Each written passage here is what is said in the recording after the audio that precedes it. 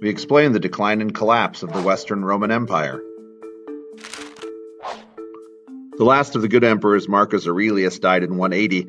His vision of a universal empire where everyone had a voice died with him. After him came the Severans, who increased military spending and worked to only keep the military happy in order to stay in power.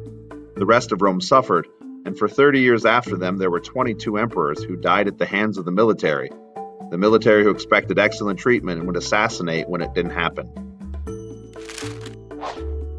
Another issue is the empire had extended itself beyond its capability to manage its own borders. Tribes overran the edges and pushed inwards, stretching military capability.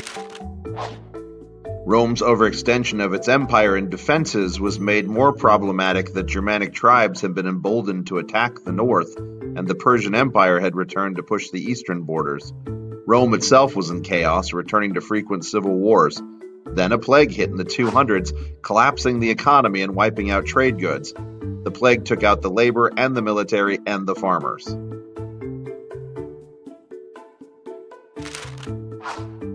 With no money, invasions from the outside, invaders burning and eating up farms and villages on their march towards Rome, declining populations, and a government run by corruption and greed, Rome had no choice but to try last-ditch solutions to hold it all together.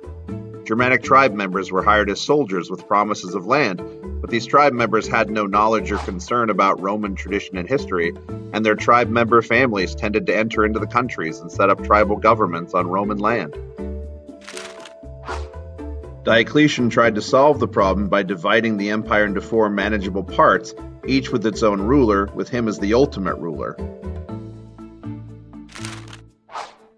Emperor Constantine would take over from one of the empires and then try to create just 2 empires, with himself installed in the eastern capital of Constantinople between Asia and Europe, which was much more influenced by Greek culture than Roman. Both emperors expanded the government, put in civil service reforms to oust corruption, and enlarged the military, but in the end it continued to drain all the money.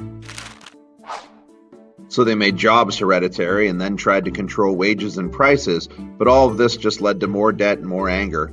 The empire tottered on for another 100 years until the Huns showed up in Eastern Europe, pushing out the Goths and encouraging Germanic tribal uprising.